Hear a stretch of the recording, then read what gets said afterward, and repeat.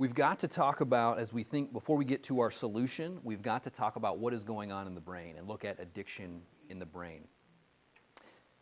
As I think about why I couldn't stop looking at porn, I wanted to, I was a Christian, I had confessed, I had memorized verses, studied the Bible, prayed, I had accountability partners, yet I continued to struggle.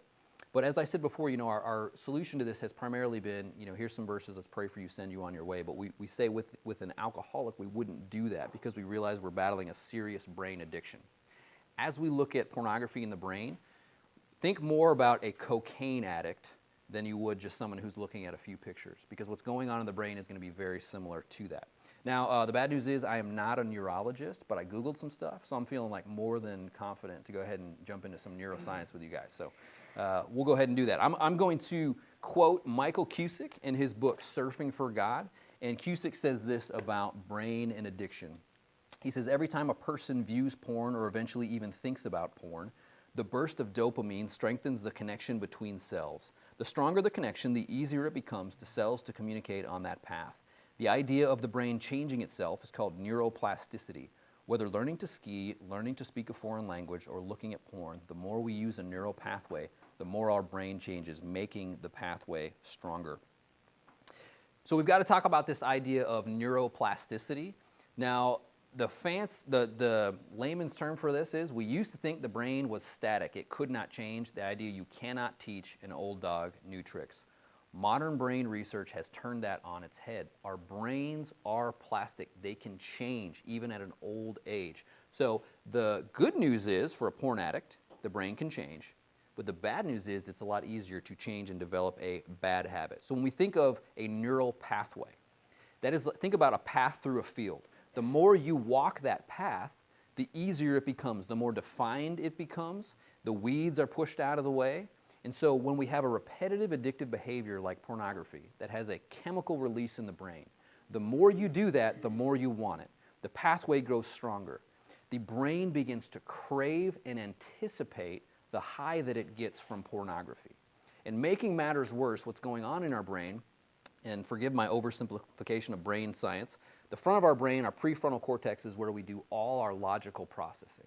Addiction is not a logical process. You don't say to yourself, I'm going to ruin my job, spend all my money, lose my kids, and deny the faith and click on these images. We don't have a logical thought pathway in an addiction. Why? What's happening? Well, the amygdala, which is the emotional center of our brain, in the very center, where we make our fear or fight or flight response, as that gets addicted to pornography, it actually hijacks the prefrontal cortex. The prefrontal cortex does not even get the signal, hey, we shouldn't do what we're about to do. This is why addicts, as they grow in their addiction, will do more and more crazy behavior. They'll do something so bizarre. What were you thinking? Why did you do that? I don't know. Well, what does that look like for a porn addict? If you've ever talked to one and you say, why did you do that? They don't know. You see, it's an addiction. The amygdala has hijacked all that thought process, and it has moved them straight toward the behavior. Whenever they feel pain, they run to their idol. They run to pornography.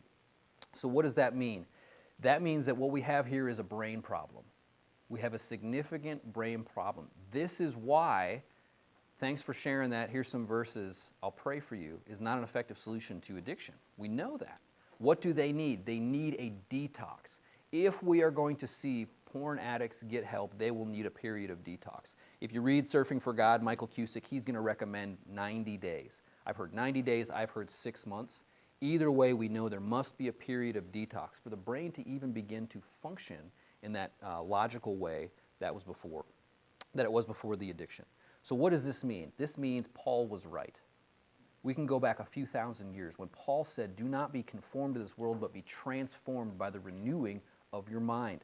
Modern brain research indicates the mind can be renewed. As bad of a habit as you can develop, as bad as an addiction as you can get, the mind can be renewed. He was right. However, it's a slow process. Cusick says it's one of the most difficult things you can try to do. And if you do the Conquer series, some of our men have been using this in the church. Dr. Ted Roberts in this series, he says it is a 2 to 5 year process with a miracle needed every day. So as I think of my story, I said it was a 5-year process. As I think back, I didn't have any of these tools or resources. However, I also didn't have a smartphone. So there's a lot of new tools and resources today for our addicts, but there's also a lot more technological options to keep them down, to keep them struggling. So we have to understand the brain research. So, and this is why, if you look at this information, this is why an event will not solve our problem. So as I've been talking with churches and they're confronted with the issue, the first thing we run to do is we say, that's it, we're doing a Friday event. We're going to fly in the speaker. We get all the men in the church. We're going to share this information with them. We're going to tell them why it's wrong scripturally. And then we'll say, we talked about that Friday a few years ago. Well, let me change that scenario. If we had 50 alcoholics in our church, we get them in a room and we say, that's it, we're flying in the best speaker on alcohol. And he's going to speak to them in the Word why this is wrong, and he's going to give them 5 strategies for stopping drinking. What would happen a month later? We'd still have 50 alcoholics, wouldn't we? And we've got to understand this is why an event will not solve the problem. We're going to need men to come alongside the men that are struggling. We're going to need small groups, and we'll get more into the solution in a little bit.